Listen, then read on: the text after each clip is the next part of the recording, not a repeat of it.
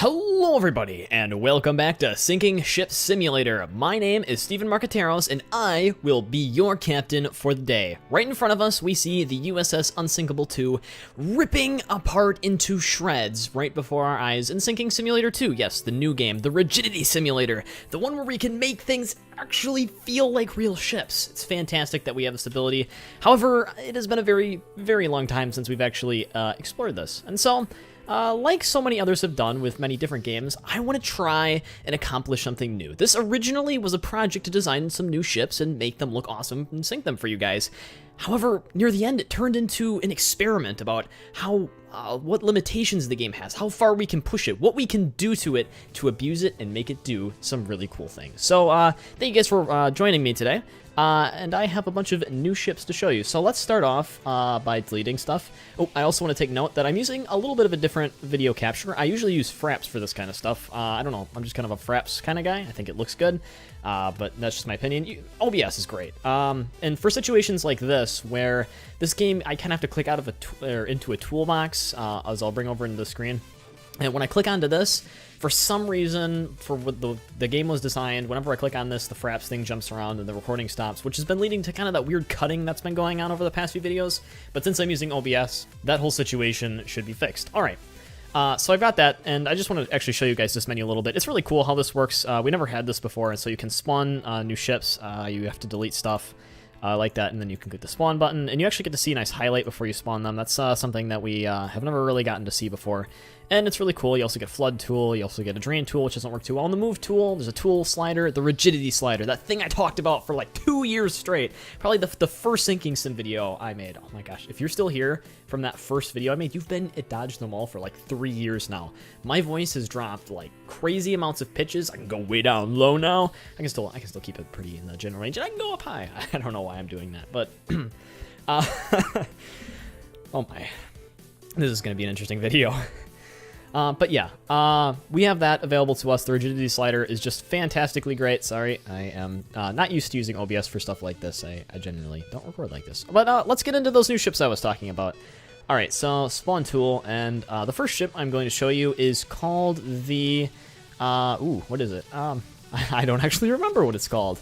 That's one of the things about this new one, is that you have to look through a list for all of them. I swore I remembered what they were all called right before this. The USS Dodgy. There we go. Yes, the USS Dodgy was the first one I designed. I was sort of chilling. I was trying to convince my other managers to help me with this little project that we were doing, and just kind of doing this in the meantime. So it's a very simple construction. I mean, it's by no means like a Bismarck or a German Bismarck. Oh god, you guys hate the Bismarck so much. But it's still a nice little ship that you can sink, and it's sort of like a proof of concept that this game actually works, because a lot of the times we remember that this game hasn't always been the most reliable in those kinds of terms of actually, like, not jiggling to death, you know, dubstep effect, where everything just jiggles into doom and blows up. Instead, this one, we have that thing where just they fly into the air randomly, and that doesn't make any sense, but it's kind of cool, and I like it when it happens, because I just flip out of control. I cannot control myself when that happens at all. All right, but yep, there we go. The ship is sort of sinking again. Everything now sort of like really hard jelly.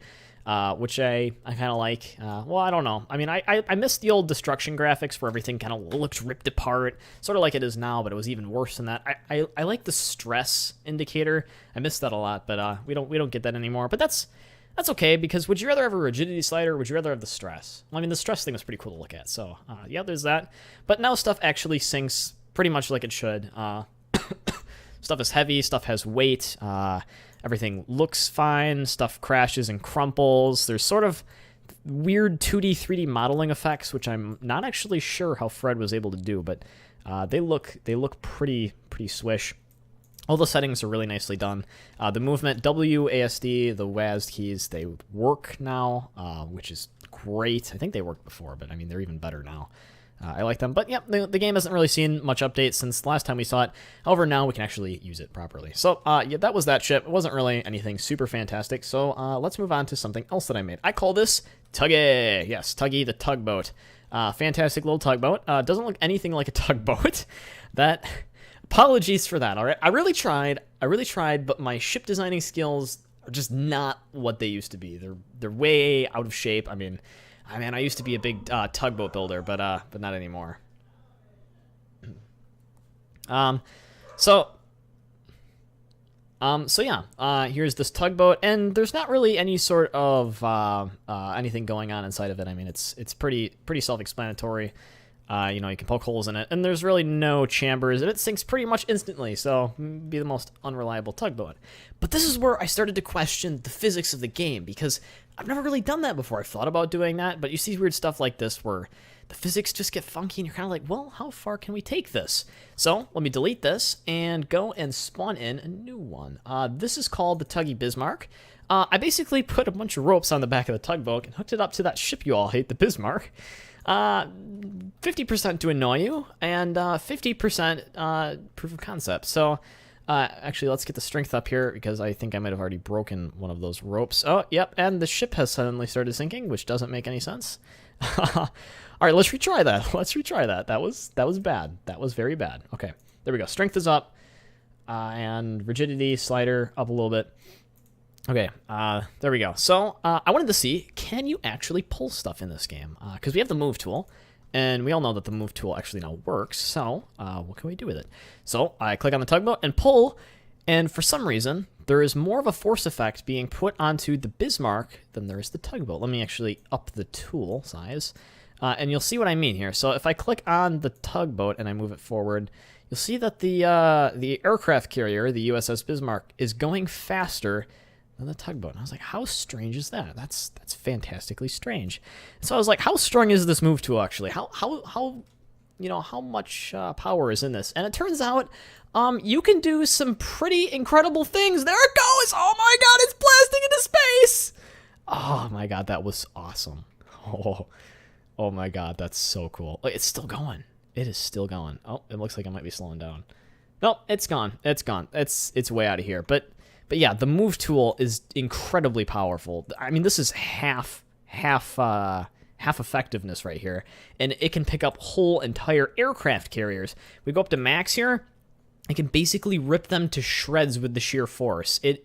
It's just amazing to be given a tool like this in a physics simulator. It really makes the water feel like some sort of jelly, but it kind of is, to be honest. If you impacted the water at that velocity, you'd just be ripped to shreds. So based off of this, I was like, well, you know what? What if we made a bunch of little small cubes? Because I know when Fred was designing this game, he advertised about, oh, it can handle tons of particles and stuff. And it's like really great at doing that kind of stuff. And I was like, all right, Fred, all right, I want to see the game done. And we did that, but I never investigated his particle claims. And so I, with the magic of a little bit of editing, put together a little particle thing. So yep, these are some particles. These are little 2x2 pixel blocks. That basically just fall into the water and just kind of sit there. However, if we use the move tool, we actually can get them to lift into the air and do some pretty darn cool things. Ooh, they're kind of in the water. I hope they're not waterlogged. I don't think they can get waterlogged. No, they're made of iron hull. And as you'll know, that looks really cool. I kind of like that. That looks really nice. And I also noticed some different effects with this. So right now I have the drag at about, say, a quarter. I think that's what it starts with. But if you turn the drag down to 0, well, it turns out it gets even cooler because the stuff doesn't basically have any air resistance. And so it makes really beautiful circles. And actually, if I respawn this one, so if I delete this and I spawn particles again, and I go into the air, and I do it like this, then I can really take advantage of this effect of everything being symmetrical at the start, and we can make some really cool looking objects, and then when we release, it kind of like explodes into the air. That's fantastic. But I was like, you know what? I'm getting like not 10,000 frames per second. I'm getting 1,000 frames per second. Why not, spawn some more particles in? And that's where this whole thing starts to go downhill. So I decided to, I think, double that amount. And I have particles many here. Actually, no, I quadrupled it, or actually quintupled it. And as you can see, that is a beautiful amount of particles. I mean, it just makes some really fantastic looking shapes. I mean, this is, I don't even know how to explain how beautiful this looks. It's like 3D modeling in a 2-dimensional environment, and I don't know why, but it just looks amazing. And I was trying to think of more uses for something like this, but I couldn't really think of it. And yeah, when you release stuff like that, it just looks fantastic. I can't even can't even say. You can get the timing right on this stuff, and you can actually make some really cool looking shapes. I think I was sort of getting one that kind of looked like a Kerbal from Kerbal Space Program, and then I was also getting the Republic's symbol from Star Wars, and I don't know, it was just awesome. Let's see if I can get some of that again. So if I delete, I think I had to drag up a little bit when I did that. So go back to spawn, and then I'll spawn it up high, and then move, and then if we do it like, say, right in the center, maybe we can get it to do that. So yeah, you can sort of get different kind of structures going on. See, this one kind of looks a little bit like, I don't know. Let me zoom in. Let me zoom in a little bit. And then you kind of have to release it at that point. So, yeah, but you guys see what I mean.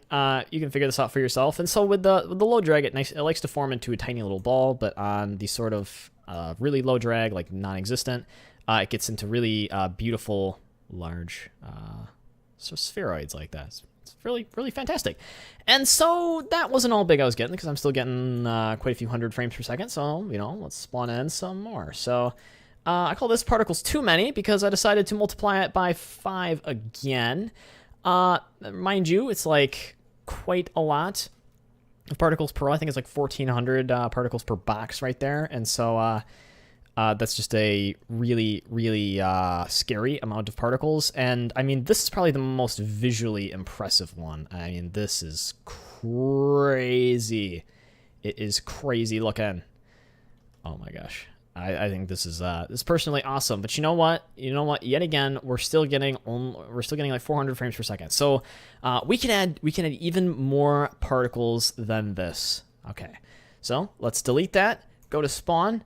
And I call this particles too many more.png, where I yet again also multiplied it by 4. And we start to get weird physics effects.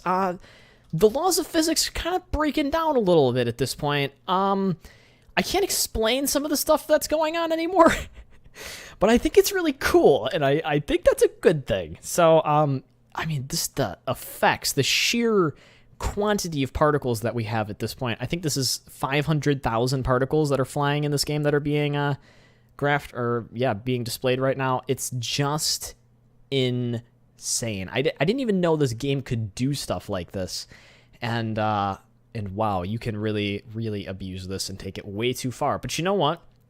While this does look cool, and I could probably sit here all day and look at this, I took it even one step further. I mean, this. I don't even know how it's running. I advise you not to do this on weaker computers. I mean, this game runs pretty well now, but yeah, this next test might come as a little bit of a surprise. Okay, so I call this particles too many more crazy.png because when you click on it and hit the spawn button, it sort of takes a while for it to actually appear in game because I'm loading in RAM or something. I have no idea. And just at the bottom, I put a little comparison craft. It's that tugboat I made earlier, right? It's way down there. See that little tugboat right at the bottom, right down there? Yeah. Physics? Where are you? What's happening? I can't explain any of this. I really can't explain all these black particles. Look at the little tugboat. It's so adorable down at the bottom, but look at the amount of particles. Yes, this is about 2 million particles. About 2 million particles right here.